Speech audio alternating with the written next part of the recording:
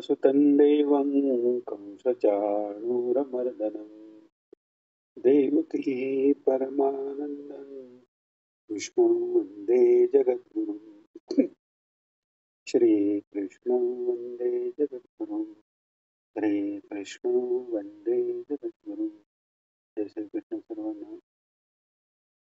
मूकं करोति वाचालं पङ्गुं लङ्घयते गिरिं यत्कृपातमहं वन्दे.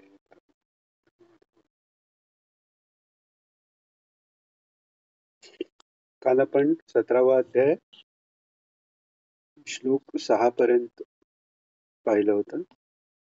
आता 7व्या श्लोकापासून सुरुवात करू.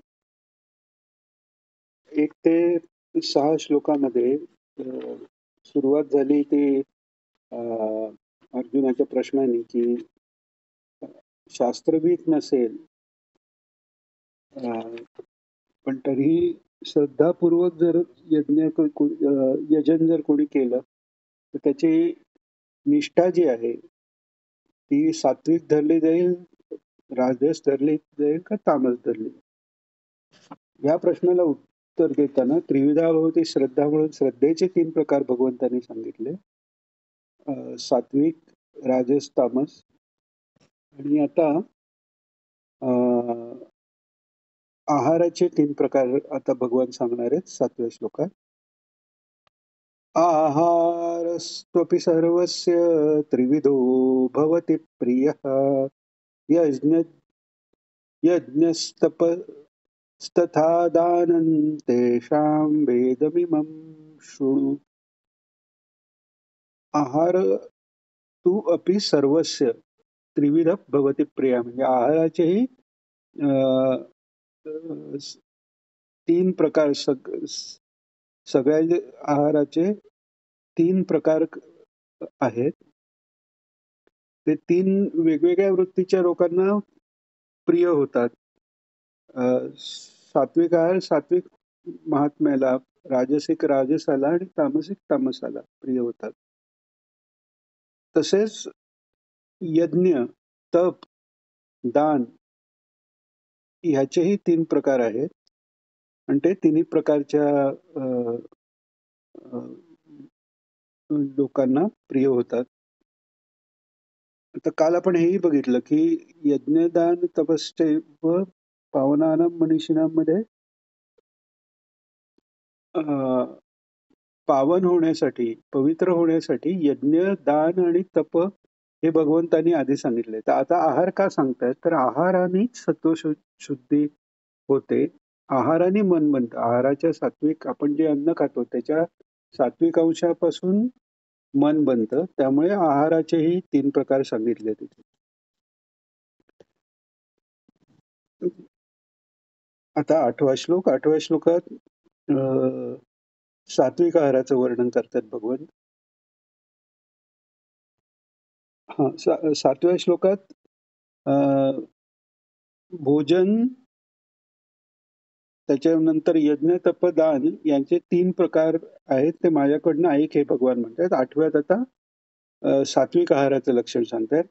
आयुस्सत्व बलारोग्य सुखप्रीती विवर्धनः रस्याः स्निग्धा स्थिरारुध्या आहारा सात्विक प्रियाः. आयु, सत्व, बल, आरोग्य आणि सुख आणि प्रीती हे सगळं जे वाढवतं असं अन्न जे आहे ते सात्विक आहे. जे ते कसं ओळखायचं तर ते रस्या म्हणजे रसयुक्त आहे, स्निग्धा म्हणजे स्निग्ध आहे आणि स्थिरा म्हणजे स्थिर राहणारे. स्थिर राहणारे म्हणजे हे अन्न अंगी लागतं जे म्हणतात ना त्याचा भाग शरीरात राहतो. अन्नाचा सात्विक भाग शरीरात राहून बाकी सगळं मलमूत्राद्वारे विसर्जन होतं. त्यामुळे सात्विक अन्नाचा जास्त भाग शरीरात घेतला जातो. आता दूध आहे पूर्ण ते पचतं. गाईचं दूध पूर्ण पचतं कारण ते सात्विक आहे. तर सात्विकाचं हे एक लक्षण आहे की ते अंगी लागतं म्हणतात तसं ते अंगात राहून तिथे राहतं. स्थिरहा म्हणून म्हटलेलं आहे. रुद्या. रुद्या म्हणजे अं, अं, जे स्वभावतःच आपल्याला प्रिय म्हणजे हृदयाला आवडणारं अशा याला रुद्या म्हटलंय. आणि हृदया ईदृशा म्हणजे स्वभावतःच मनाला प्रिय असणारे असे.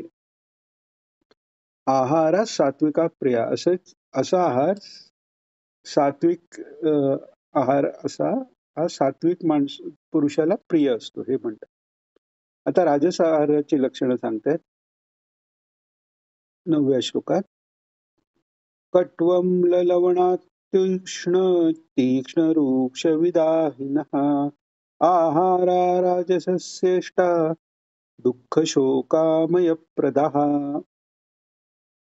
किती सोय भगवंतांनी करून ठेवले पहा. प्रत्येक माणसाला आपण चांगलेच आहोत असं वाटत असतं. पण खरंच आपली वृत्ती सात्विक आहे का? ते आपलं वागण्यातले वेगवेगळे जे पैलू आहेत, की आपण खातो काय, आपण बोलतो कसं, आपण कोणत्या देवताची उपासना करतो की नाही, याच्यावरनं आपण सात्विक, राजस का तामस आहोत, हे सोप्या पद्धतीने सरळ आपल्याला कळून येईल ही सोय भगवंतांनी इथे करून ठेवलेली आहे. तर इथे काय सांगतात भगवान? कटू, आम्ल, लवण म्हणजे कटू म्हणजे कडू, आम्ल म्हणजे आंबट, लवण म्हणजे खारट, अतिउष्ण अत्युष्ण म्हणजे एकदम गरम गरम कडक, तीक्ष्ण म्हणजे तिखट, रुक्ष म्हणजे कोरडं सुख, आणि विदाहिना म्हणजे जळजळ ज्यांनी जे खाल्ल्यावर जळजळ होईल असे, आणि दुःख शोक आमय प्रदाह दुःख चिंता आणि रोग उत्पन्न करणारे. आमय म्हणजे रोग, निरामय म्हणजे रोग नसलेला. तर जे खाल्ल्यानंतर दुःख शोक आमय तयार होतं म्हणजे मनाला अस्थिरता येऊ शकते किंवा चिडकेपणा वाढू शकतो. असं सगळं जे आहे ते राजस सांगितलंय. आहारा राजसस्येष्टा असा जो आहार आहे तो राजस पुरुषाला इष्ट. राजस हा इष्टा म्हणजे त्याला प्रिय असलेला असा आहे. आणि त्या अन्न खाण्याचा परिणाम काय, तर दुःख शोक आणि अमय त्यांनी त्यांनी मिळतं. दुःख शोकामय प्रदाह असा तो आहे. आता तामस आहार सांगतायत. श्लोक 10. यातयामंगतरसं पूतिपर्युषितै च यत् उच्छिष्टमपि उच्छिष्टमपि चामेध्यं भोजनं तामसप्रियम्. यात यामम गतरसम म्हणजे जे भोजन जे आहे ते यात यामम म्हणजे पूर्णपणे जे शिजलेलं नाही, अर्धपक्व असं जेवण. गतरस म्हणजे ज्याचा रस निघून गेलेला आहे. पूती म्हणजे दुर्गंधी येत असलेलं. पर्युषित म्हणजे शिळ, आणि उच्छिष्ट उष्ट, आणि अमेध्यम अमेध्यम म्हणजे जे पवित्र नाही असं. अमेध्य कोणत्या कोणत्या समजा जे नॉनव्हेज आहे ते अमेध्य झालं, किंवा भोजनाबद्दल बरोबर पेय धरलं तर अपेय पानं जे आहेत मदिरा वगैरे ते अमेध्य झालं. अपवित्र माणसांनी, अपवित्र व्यक्तींनी बनवलेलं पण अमेध्य झालं. तर असे अमेध्य जे भोजन आहे ते तामस प्रियम, तामस पुरुषाला प्रिय असते.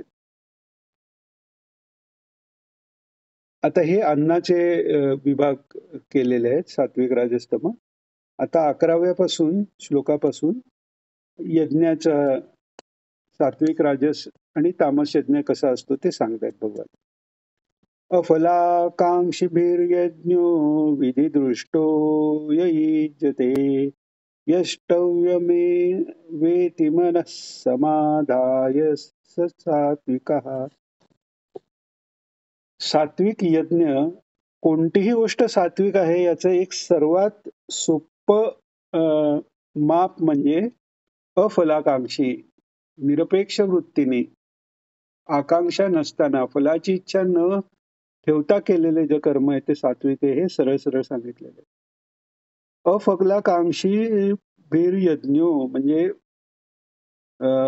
विधिदृष्टो य युज्यते, म्हणजे फळाची कांक्षा न करता केलेला जो यज्ञ आहे, मग तो वैदिक पद्धतीने केलेला यज्ञ असो किंवा जपयज्ञ असो, जो जो काही यज्ञ घडेल, शास्त्रविधी विधिदृष्टो य युज्यते, विधीप्रमाणे शास्त्रविधीप्रमाणे केलेला जो यज्ञ आहे आणि तोही फळाची आकांक्षा न ठेवता, आणि हे फक्त मला माझं करणं कर्तव्य आहे, ईश्वराची आज्ञा आहे, वेदांची आज्ञा आहे म्हणून केलेला.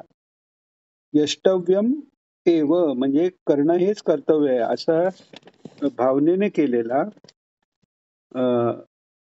सम आधाय करताना चित्ताची सम अवस्था ठेवून समाधानपूर्वक असा केलेला जो यज्ञ आहे तो सात्विक यज्ञ झाला. आता 12व्या श्लोकात राजस यज्ञाचे लक्षण सांगते.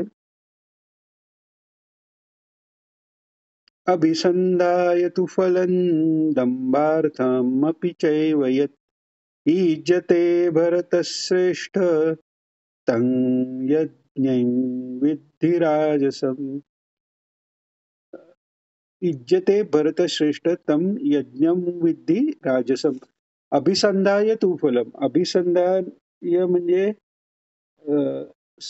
अनुसंधान आपण म्हणतो, संधान म्हणजे त्याच्याशी कनेक्शन, म्हणजे त्याच्याकडे लक्ष, अभिसंधान म्हणजे आधीच फळाकडे लक्ष ठेवून, अभिसंधाय तु फलम म्हणजे फळाकडे आधीपासूनच करण्याच्या आधीपासूनच फळावरच लक्ष ठेवून केलेला जो यज्ञ आहे.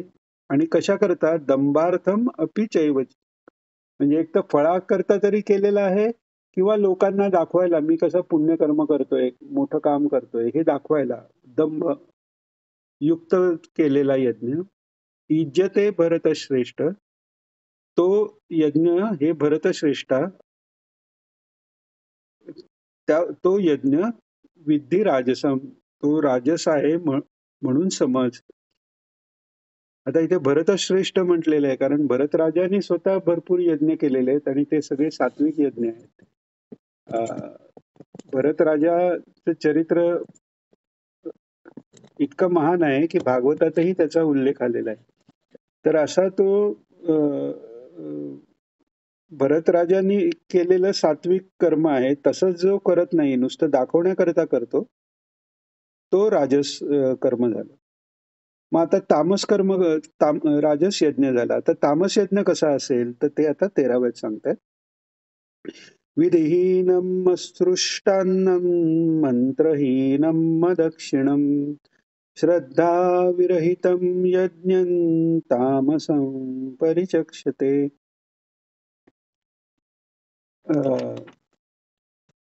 श्रद्धा जर असली तर विधीपूर्वक जरी नाही झालं तरी त्यांना त्याच्या श्रद्धेच्या बळावर चांगला मार्गदर्शक गुरु सापडून पुढे तो विधीपूर्वक त्याच्याकडनं कर्म करून घेऊन मुक्तीपर्यंत नेतो. पण श्रद्धा नसली आणि जर यज्ञ झाला तर तो तामस झाला. मंत्राशिवाय यज्ञ केला तामस झाला. दक्षिणा न देता यज्ञ केला तामस झाला. विधीप्रमाणे सगळं न करता जो यज्ञ केला तो तामस झाला. असृष्टान्नम म्हणजे अन्नदान न करता जर यज्ञ केला तर तो तामस झाला. अन्नदानाचं महत्व फार आहे. विद्यादान आणि अन्नदान, अन्नाने मन बनतं, त्यामुळे शुद्ध अन्न, अन्नाचं जेव्हा दान होतं तेव्हा त्या समोरच्या व्यक्तीच्या चित्ताची शुद्धी होण्याकरता ते कार्यकारक असल्यामुळे ते श्रेष्ठ दान सांगितलेलं आहे. जसं ज्ञानदान श्रेष्ठ आहे ज्याने चित्तशुद्धी होते, तशी अन्नदानानेही चित्तशुद्धी होते जर सात्विक अन्नाचं दान झालं तर. तर असा अन्नदान न करता केलेला यज्ञ, शास्त्राला सोडून केलेला, मंत्र विरहित, दक्षिणा न देता किंवा श्रद्धाही नसेल तर तो यज्ञ तामस झाला. आता यज्ञानंतर तपाचे प्रकार सांगतात. शरीराचं 14व्या श्लोकात शरीराच्या तपाची अ, लक्षण सांगतात किंवा तप म्हणजे काय हे सांगतात. देवद्विजगुरुप्राज्ञ पूजनं शौचमार्जवम् ब्रह्मचर्यमहिंसा च शारीरं उच्यते. तप संतापे आणि तप आलोचने असे तपाचे दोन प्रकार आहेत. तप संतापे म्हणजे शरीराला कष्ट देऊन, शरीराला जे जे पाहिजे ते शरीराला मिळणार नाही आणि शरीराला जे पाहिजे ते न मिळता शरीर जे हित म्हणून जे सांगितलेले ते करणं हे तप झालं. आणि तप आलोचने, आलोचन म्हणजे ईश्वर स्मरण करत राहणं हेही तप झालं. तर देव, द्विज, गुरु, प्राज्ञ यांचं पूजन, शौच, आंतरबाह्य शौच पाळणं आणि आर्जव, आर्जव म्हणजे आपण मागेही बघितलं सरळपणा. सरळपणा राहून जगताच येणार नाही अशी एक आपली वृत्ती झालेली आहे. तशी वृत्ती झालेली आहे कारण आपल्याला राजसिक वृत्तीने बाह्य भोगाची जी साधनं आहेत त्यांची आवश्यकता वाढलेली आहे. साधा आपल्याच आयुष्यात आपण पाहतो, पूर्वी कधी कोणाकडे अख्ख्या कॉलनीत कोणाकडे फोन असायचा. मग हळूहळू प्रत्येकाकडे फोन झाला. मग घरातल्या प्रत्येकाकडे मग मोबाईल आला. घरात एखादा, मग घरातल्या प्रत्येकाकडे मोबाईल. आता 2-2ही मोबाईल आहेत. आणि ते संपत नाहीये. असं वेगवेगळ्या गोष्टीचं. गाडी ही पूर्वी लक्झरी होती. आता ती पण सगळीकडे कॉमन गोष्ट व्हायला लागली. म्हणजेच काय, कितीही मिळालं तरी आपल्याला अजून पाहिजे ते संपतच नाहीये. तर त्यामुळे आर्जव ठेवून वागणंच धैर्य नाहीये. कारण ते ठेवून वागलं तर सात्विकता ठेवली तर मला अजून मिळणार नाही असं मला जेव्हा वाटतं, त्याचाच अर्थ माझी वृत्ती राजसिकच आहे. कारण अजून मिळावं हे वाटणं यातनंच क्रिया उद्भवते आणि क्रिया करत राहण्याचा स्वभाव हाच स्वभाव झाला. तर त्यामुळे आर्जव हे फार मोठं तप आहे. देवद्विज गुरुप्राज्ञ पूजनम शौचमार्जवम आणि ब्रह्मचर्यम अहिंसाच शारीरम तप उच्यते. ब्रह्मचर्याचं पालन करणं, अहिंसेचं पालन करणं हे शरीर तप उच्यते. अर्थात अहिंसा म्हणजे जर 100 लोकांना मारणारा एखादा असेल, त्याला जर राजांनी मारलं नाही तर ती हिंसा 100 लोकांची हिंसा राजाच्या माथी जाते. त्यामुळे अहिंसा ही एक रिलेटिव्ह सापेक्ष गोष्ट आहे. त्याप्रमाणे ती खरी अहिंसा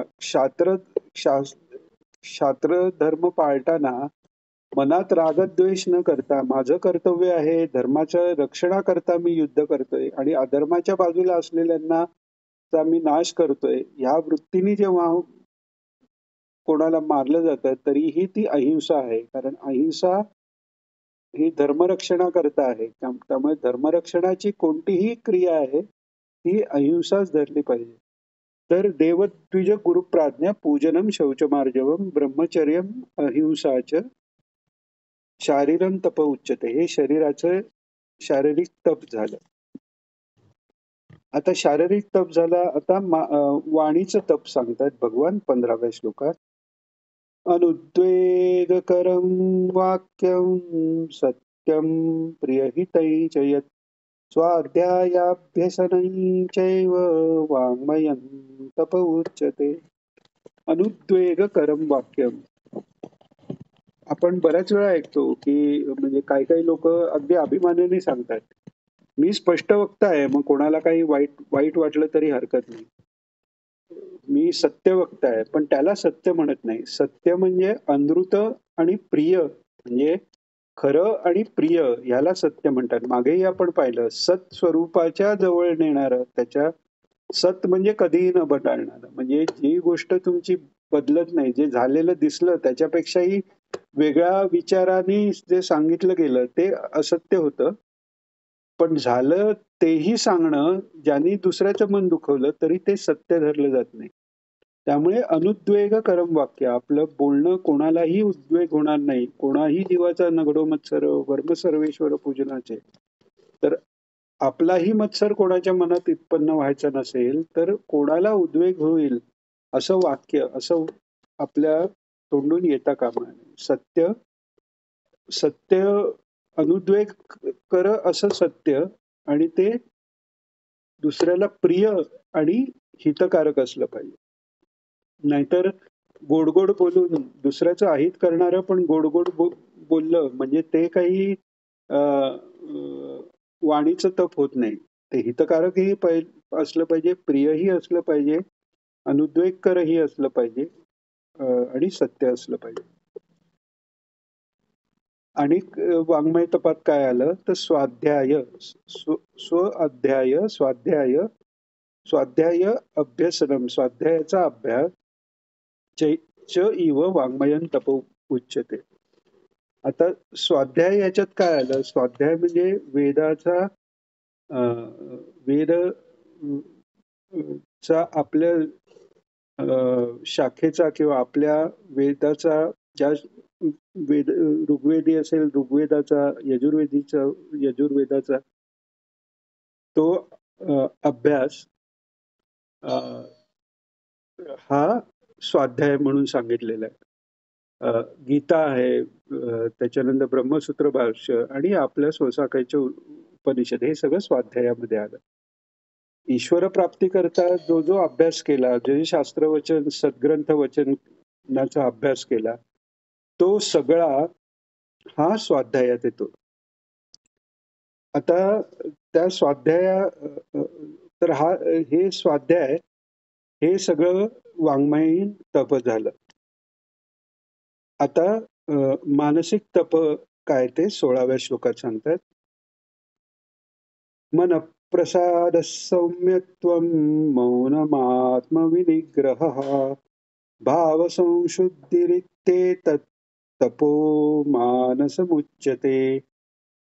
मनप्रसादः म्हणजे मनाचा प्रसाद, कायम प्रसन्न मत. प्रसाद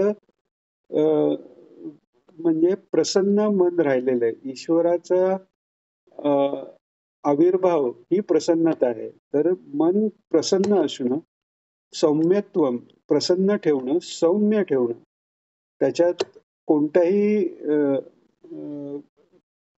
यांनी कोणत्याही भावनांचा अतिरेक त्यात नाही, असं सौम्य असं मन ठेवणं. मौनम आत्मविनिग्रह, मौन म्हणजे काय, मनन करत राहणं हे मौन खरं आहे. नुसतं तोंड बंद ठेवणं आणि मनात विचार चाललेत हे मौन नाही. मनन चालू असणं म्हणजे किंवा ईश्वराच्या स्वस्वरूपात स्थित असणं हे खरं मौन आहे. तर मौन आणि आत्मविनिग्रह, मनाचा विशेष असा निग्रह. विनिग्रह म्हणजे तो निग्रह कधीही तुटत नाही असा निग्रह.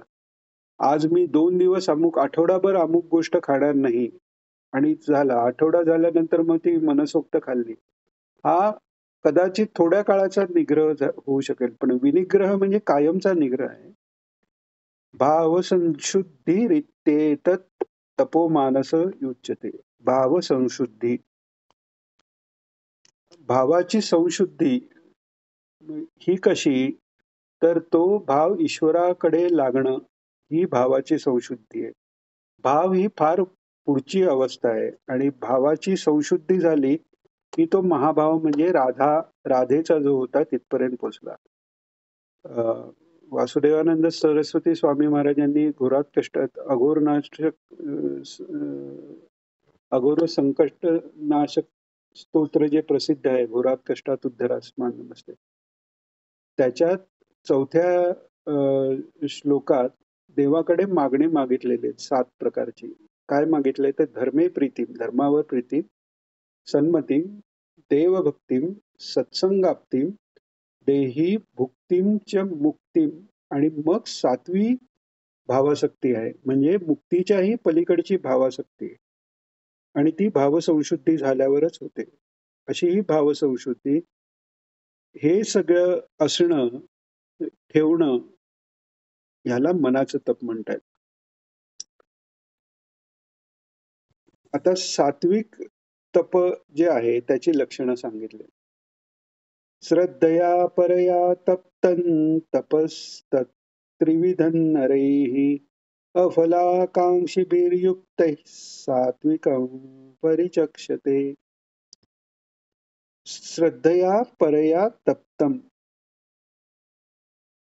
तपः तत् त्रिविधं नरैः अफलाकांक्षिभिः युक्तैः सात्विकं परिचक्षते. म्हणजे अफलाकांक्षीभिः म्हणजे फळाची इच्छा नसणाऱ्या अशा, म्हणजे पुरुषांकडनं केलेलं,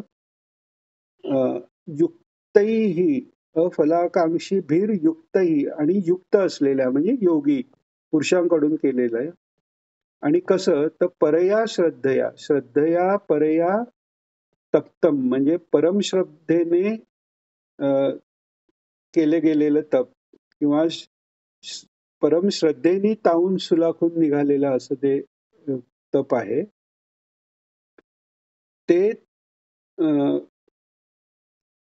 ते तप कायिक त्रिविधम म्हणजे 3 प्रकारचं, म्हणजे कायिक, वाचिक आणि मानसिक तप आहे. ते सात्विक म्हणून म्हटलं गेलेलं आहे. त्याला सात्विक म्हणतात. आता अर्थातच सात्विक तपानंतर राजस तपाची लक्षणं सांगतात 18व्या श्लोकात.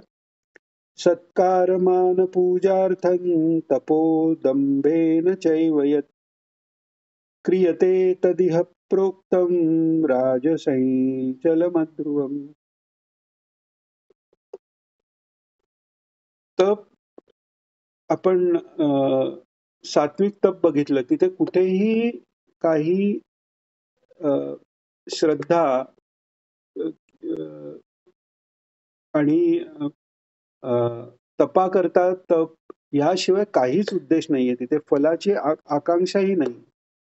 राजस तप दिसतानाच उलट असं मोठं अवडंबर दिसतं ते. म्हणजे ते दिसून येण्याकरता मोठी पूजा, मोठं अगदी तपाला बसलाय तरी गाजावाजा करून आता हे तपाला बसलंय असं सत्कार व्हावा आपला, आपल्याला मान मिळावा, आपली पूजा लोकांनी करावी या उद्देशाने केलेलं तप जे आहे ते दंभयुक्त तप, हे राजस झालं. आणि ते म्हणजे क्रियते तदिह प्रोक्तम राजसम चलम अध्रुवम. अशा पद्धतीने जे दंभ, मान आणि पूजेकरता केलेले आहे ते राजस तप जे आहे ते अध्रुवम म्हणजे टिकणारं नाहीये, अस्थिर आहे. चलम म्हणजे पुन्हा चल आहे ते, म्हणजे फळ त्याचं राहणारं नाहीये, बदलणार आहे किंवा स्थिर राहणारं ते नाही. म्हणजे टिकणारं नाहीये, स्थिर राहणारं नाहीये. याला, अशा प्रकारच्या तपाला राजस्तप म्हटलंय. आणि तामस्तपाचं लक्षण 19व्या श्लोकात सांगतायत.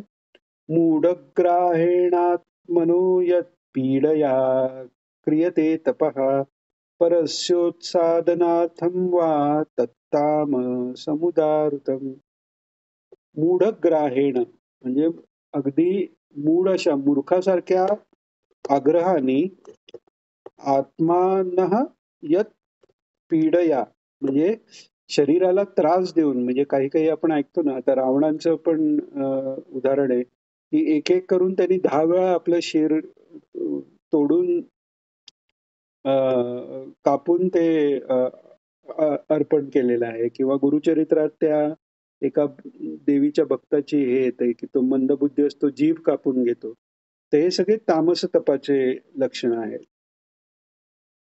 म्हणजे एक तर स्वतःला पीडा देणं किंवा मग परस्योत्सादनार्थम वा म्हणजे एखाद्याचा नाश व्हावा, अभिचार कर्म जे म्हणतात, नाश होण्याकरता दुसऱ्याचं अहित होण्याकरता जे तप केलं जातं, त्याला तामस असं म्हणतात. त्याला तामस तप म्हटलं जातं. आता सात्विक, राजस, तामस तप सांगितली. अ, आता यज्ञ सांगितलं, सांगितलं, अन्न सांगितलं. आता राहिलं दान. आता सात्विक दानाचं लक्षण सांगतायत 20व्या श्लोकात.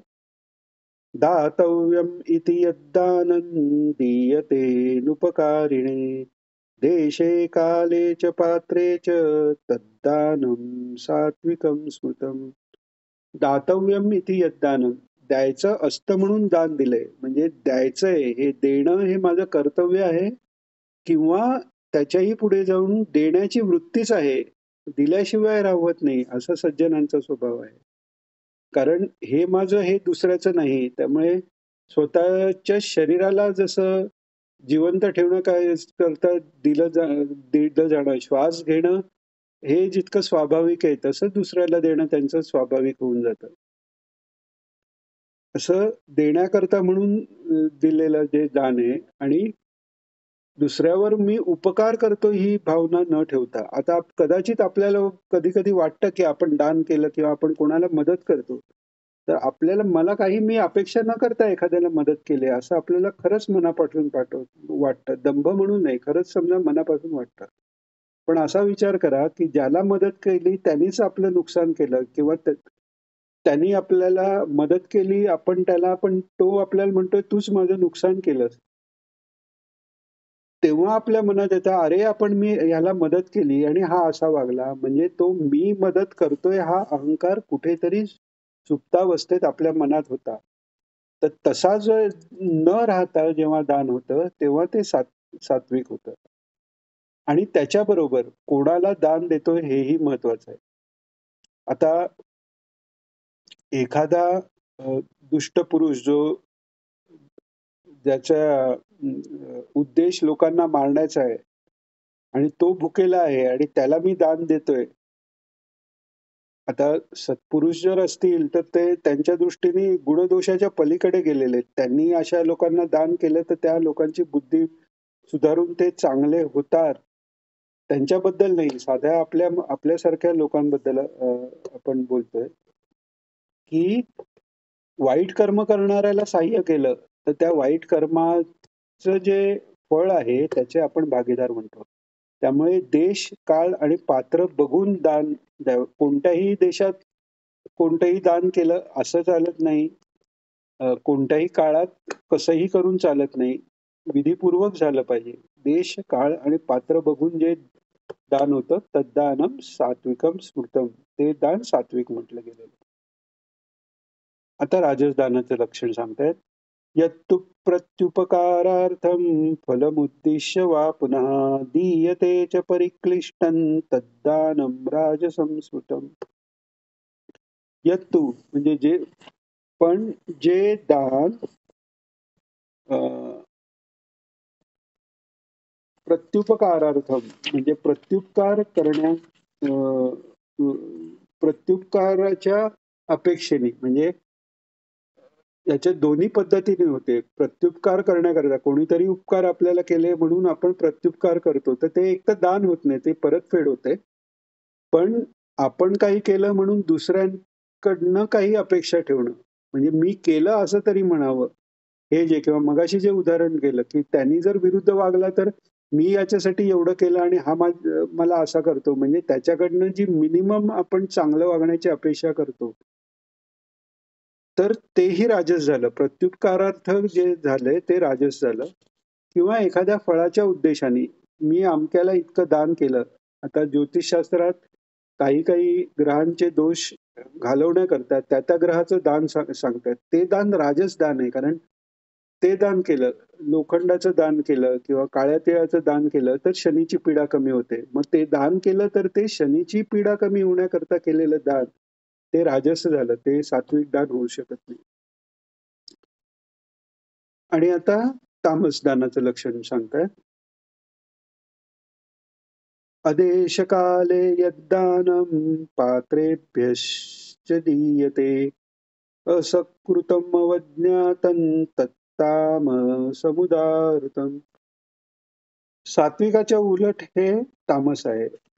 राजस कसं आहे की सात्विकासारखं असेल पण त्याचा उद्देश वेगळा आहे आणि दाखवण्याकरता केलेला आहे. पण तामस हे सात्विकाच्या विरुद्ध आहे. त्यामुळे देशे कालेचे पात्रेचे हे सात्विक झालं, तर अदेशे काले यद्दानम अपात्रे भेश्च दीयते त्याच्या विरुद्ध जे दिलं जातं ते तामस झालं. असत्कृतम अवज्ञातम तत्तामस मुदा तत्तामसमुदाहृतम. म्हणजे अवज्ञातम म्हणजे अवज्ञा करून, म्हणजे समजा आता देताना घे घे भिकारड्या घे असं म्हणून काही लोक दान करतात, ते तामसदान झालं, त्याचं काहीही फल मिळत नाही. आणि असत्कृतम, असत्कृतम म्हणजे सत्कार न करता, म्हणजे ज्याला दान द्यायचं त्याला नमस्कार करून पाया पडून दान देतात तेव्हा ते दान होत आहे. असं त्याचा अपमान करून किंवा अवज्ञा करून जे दान देते ते तामस होत आहे.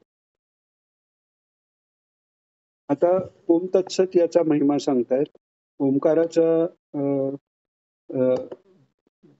जप हा फक्त ओंकार, हा फक्त प्रणव, हा फक्त संन्यासांकरता सांगितलेला आहे. गृहस्थाकरता संध्येतल्या गायत्री बरोबर कोणत्या तरी मंत्राबरोबर हा सांगितलेला आहे. स्त्रियांकरता ओंकार जप सांगितलेला नाही शास्त्राप्रमाणे. तर हे अर्जुनाला सांगितलं असल्यामुळे हे ओम तत्सदितीचा इथे उल्लेख आलेला आहे. ओम तत्सत इति निर्देशो ब्रह्मणस्त्रिविध स्मृतः ब्राह्मणास्तेन वेदाश्च यज्ञाश्च विहिता पुरा. ओम तत्सत हे 3 प्रकारचे नाम ब्रह्मणस्मृतः म्हणजे ब्रह्माचेच आहे आणि त्याच्याकडून सृष्टीच्या म्हणजे पुरा म्हणजे सृष्टीच्या आदिकाळी ब्राह्मण आणि वेद आणि यज्ञ इत्यादी निर्मिले गेले. म्हणजे त्या ओंकारापासून सगळी सृष्टी होताना पहिल्यांदा ब्राह्मण म्हणजे ब्रह्मदेव, पहिले ब्राह्मण हे ब्रह्मदेव आहेत ते, आणि त्यांच्याकडनं वेद आणि यज्ञाची स्थापना निर्माण झाली. आणि त्याच्या पुढेही ज्यांचं उपनयन झालेलं आहे त्यांनाच त्या वेदाचा अधिकार आणि ह्या प्रणवाचा अधिकार दिला गेलेला आहे. ही सृष्टीपासूनच्या आधीपासूनची वेदाप्रमाणे झालेली रचना आहे. एकच मिनिटं राहिलेलं आहे. 23 श्लोक झालेत आज. प्रार्थना गाऊन इथेच थांबू. बाकीचं आपण उद्या पाहू. योगेशं सच्चिदानन्दं वासुदेवं व्रजप्रियं धर्मसंस्थापकं वीरं कृष्णं वन्दे जगद्गुरुं. श्रीकृष्णं वन्दे जगद्गुरुं. श्रीकृष्णं वन्दे जगद्गुरुं. जय श्रीकृष्ण सर्वांना.